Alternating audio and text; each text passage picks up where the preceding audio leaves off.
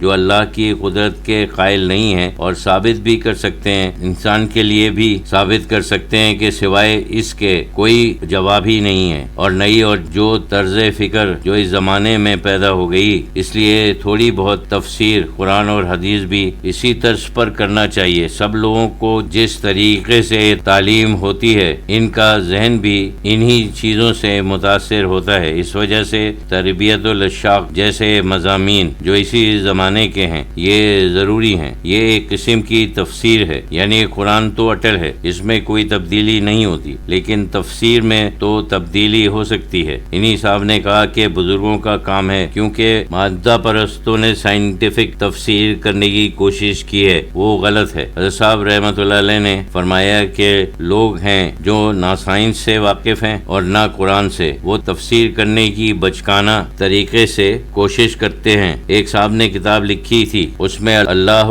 نور السماوات والارض، نور کی تفسیر لکھی تھی ایٹمک انرجی یا الیکٹرک کرنٹ کچھ لکھا تھا۔ زیادہ سے زیادہ یہی ہو سکتا ہے کہ مادی دنیا کی سطح کے اوپر آپ یہ کہہ سکتے ہیں کہ مادی دنیا میں اللہ کے نور کی یہی شکل ہوتی ہے، لیکن کلی طور پر آپ نہیں کہہ سکتے ہیں، صرف مادی دنیا میں کہہ سکتے ہیں۔ صرف ہمارے اندر جو ذہنی دنیا ہے وہ تو مادی نہیں ہو سکتی۔ بزرگوں نے یہاں بتایا ہے کہ ایسے عالم میں ایک قسم کا عالم ہے جس کو ہم ذہنی کہہ سکتے ہیں۔ ایک انسان کے اندر وہ ہے جسے امیجنیشن کہتے ہیں، یعنی تصورات کی دنیا۔ اصل میں ہم اس کو تصور کہتے ہیں، لیکن ایک دنیا وہ بھی ہے۔ اسی طرح انسان کی روح ہے اور اس کی ایک دنیا ہے، یعنی عالم ارواح ہے، جس کی کوئی شکل و صورت نہیں ہے۔ وہ ایک خاص روحانی مجدد ہے، یعنی صورت شکل سے مجدد ہے۔ یہ سب عالم موجود ہیں، انسان کے اندر موجود ہیں اور پوری کائنات میں موجود ہیں۔ صوفیہ کرام کے اوپر یہ الزام لگتا ہے کہ وہ ایک کونے میں بیٹھے بیٹھے کام کرتے ہیں، باہر کی دنیا میں یا میدان میں نہیں نکلتے، لیکن یہ اعتراض بعض چیزوں کے متعلق غلط فہمی پر مبنی ہے، اور حقیقت تو یہ ہے کہ یہ کسی قوم کی جو اصلاح ہے وہ ایک دم سے تو نہیں ہو سکتی، اصلاح ہو جائے نہیں ہو سکتی، یہ کبھی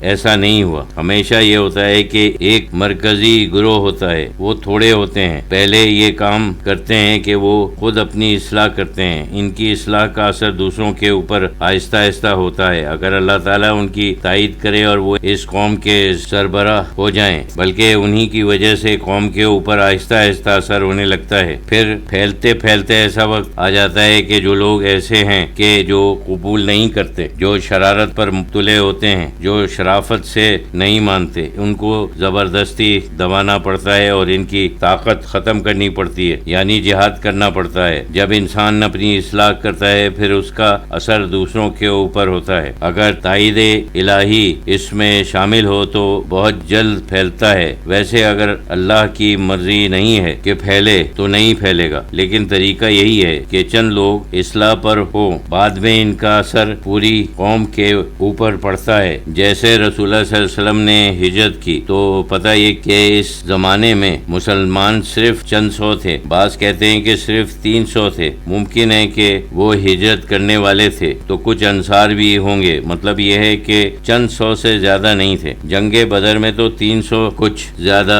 شریک ہوئے تھے، اور جنگ احد میں شاید 700 تھے۔ 1000 میں 300 جو منافق تھے وہ تو واپس چلے گئے۔ ان کو نکال کر جنگ احد میں جو شریک ہوئے ان میں مہاجرین اور انصار دونوں تھے، پھر بھی وہ کل صرف 700 تھے۔ آج کل اگر 700 آدمی کھڑے ہوں تو اس کو کوئی ہجوم ہی نہیں کہتے، 1000 سے کم تو آج کل تو ہجوم ہی نہیں سمجھا جاتا۔ لیکن یہی لوگ تھے جن کے ذریعے پورے جزیرہ عرب پر اسلام کا اثر ہوا۔ حضور صلی اللہ علیہ وسلم جب تبلیغ کرنے کے لیے انہی کو بھیجتے تھے۔ یہی فوج کے بھی خاص لوگ تھے، وہی نبی کریم صلی اللہ علیہ وسلم کے قریب رہتے تھے۔ انہیں لوگ سمجھتے تھے کہ یہ تو صرف کہنے کی بات نہیں کہ اپنی اصلاح پہلے کرنا چاہیے، اس کے بعد قوم کی اصلاح خود بخود ہو جائے گی۔ کہتے ہیں کہ لوگ اس فقرے کے اوپر حملہ کرتے ہیں، کہتے ہیں کہ یہ تو ایک گروہ ہے، لیکن یہ بھول جاتے ہیں کہ یہ قوم کی اصلاح کر ہی نہیں سکتے، کوئی طریقہ ہی نہیں ہے، کبھی بھی تاریخ میں، بلکہ آج کل کی تاریخ میں بھی نہیں ہے۔ اصلاح کہو یا بگاڑ کہو، لیکن ہمیشہ تھوڑے سے آدمی سے ہوتا ہے، اس کا اثر براہ راست قوم کے اوپر ہوتا ہے۔ جیسے صحابہ کرام کا کہ کہ وہ خود معلم بھی تھے